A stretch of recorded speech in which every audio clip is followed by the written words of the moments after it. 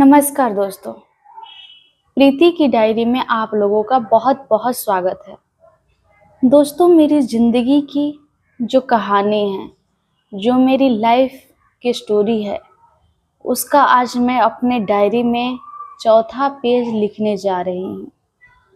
दोस्तों, जब मैं 6-7 क्लास में थी, उस टाइम मेरे साथ एक इंसिडेंस हुआ था। जब मैं 6-7 क्लास में थी तो मुझे ये चीज़ें बहुत अच्छी तरीके से समझ में आ गई थी कि मैं अपने नानी के साथ रहती हूँ, अपने मामा के घर में रहती हूँ, ये मेरा अपना घर नहीं है।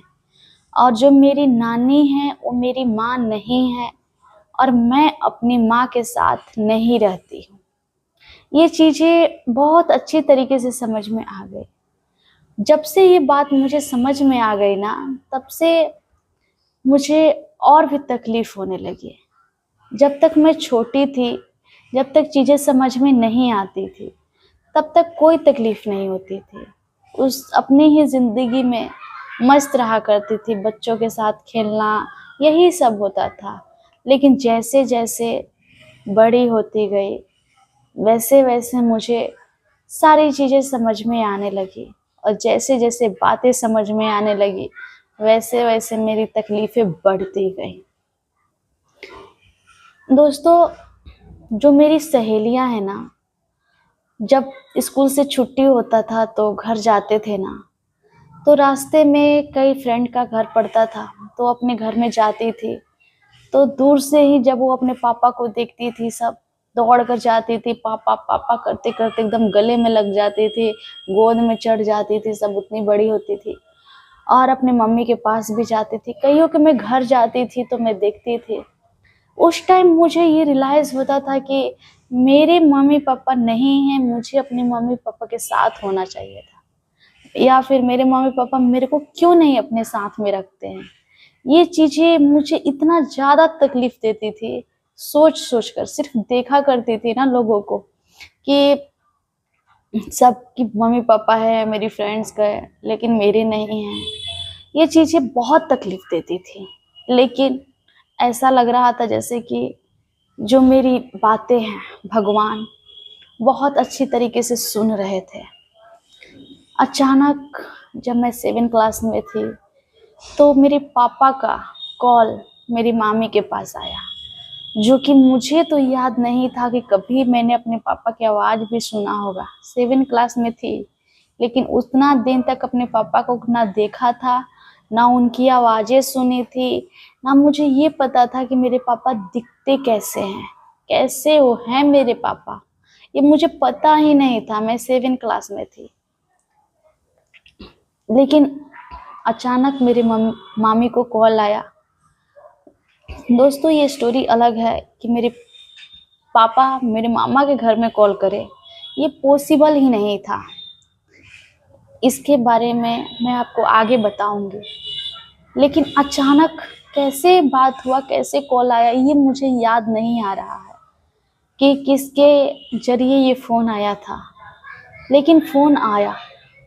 मेरी मामी ने मुझे बोला कि आपके पापा का कॉल आया है, आप बात कर लो। भगवान कसम मैं बोल रही हूँ, मैं बहुत खुश हुई थी उस दिन कि आज मैं अपने पापा से बात करूँगी। बहुत खुश हुई थी, बहुत।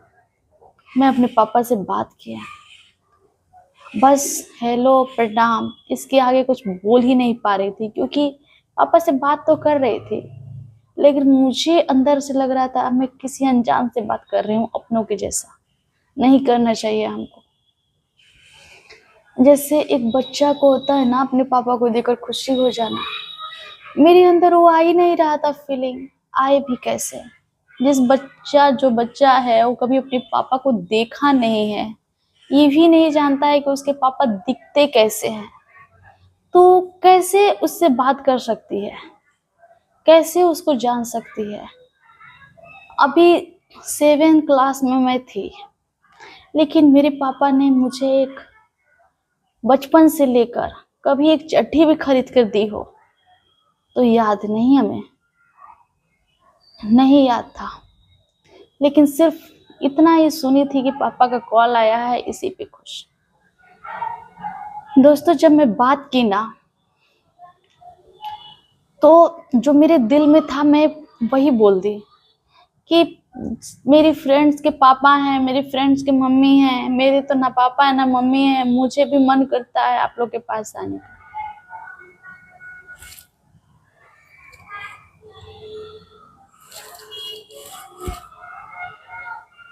उस टाइम जो मेरे पापा थे, तो उन्होंने वो बोल रहे थे उधर से कि तुम आ जाओ मेरे पास, ऐसा करके तुम आ जाओ मेरे पास।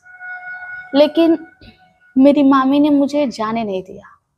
मेरी मामी ने मेरे पापा से यही कहा था कि आके घर लेकर जाइए, हम भिजवाएंगे नहीं, जाने नहीं देंगे। और मुझे उस टाइम ये पता नहीं था कि उस टाइम मुझे वो लोग क्यों बुला रहे हैं।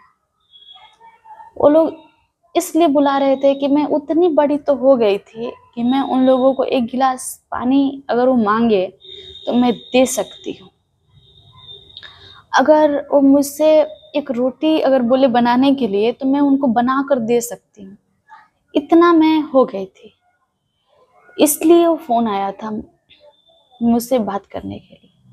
नहीं तो इसके पहले तो कभी मुझसे बात करने के लिए फोन नहीं आया था। ये बातें मैं नहीं समझ पाई थी, ये बातें मेरी मामी को समझ में आ रहा था, जैसा उन लोग का कंडीशन चल रहा था उस टाइम। मेरी मम्मी के हालात कुछ और ही थे। ये सारी कहानी अलग अलग है, एक नहीं है। मेरी अलग है, सबकी अलग अलग है, एक में जोड़कर हम देख ही नहीं सकते।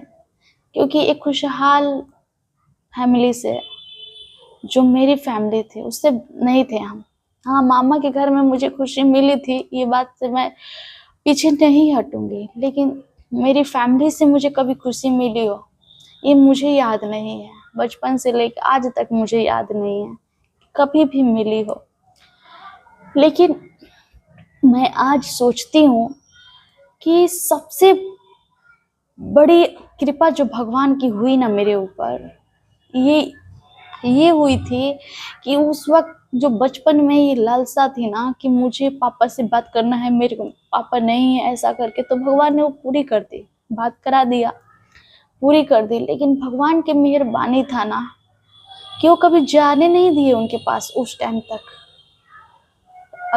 मुझे आज के समय में ये रियलाइज होता है कि अगर मैं उस टाइम चली गई होती तो क्या होता। अभी जो मेरे साथ हुआ है तो थोड़ा मैं समझदार हूँ, कैसा एक्शन करना है, क्या फैसला लेना है, ये मैं समझ रही हूँ। अगर अब मेरे साथ कुछ गलत हुआ, कुछ गलत पहले हुआ, तो ये चीज़ें मैं समझ रही हूँ। लेकिन अगर उस टाइम मेरे साथ गलत हुआ होता तो उस टाइम तो बच्ची थी, मैं कुछ नहीं कर पाती, और वो लोग मुझे चील कौवे की तरह नोच नोच कर खा गए होते।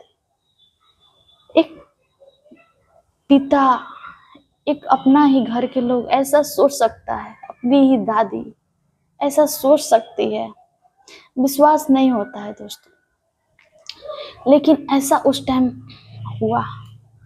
लेकिन बात ये थी कि उस टाइम भी बस एक ही बार मैं बात कर पाई अपने पापा से, उसके बाद फिर मुझे कभी उनसे बात नहीं हुआ, और सीधे बहुत दिन के बाद बात हुआ। अगर उस टाइम आगे बढ़ी बात, अगर बात जो है आगे बढ़ गई होती तो पता नहीं क्या हो गया होता।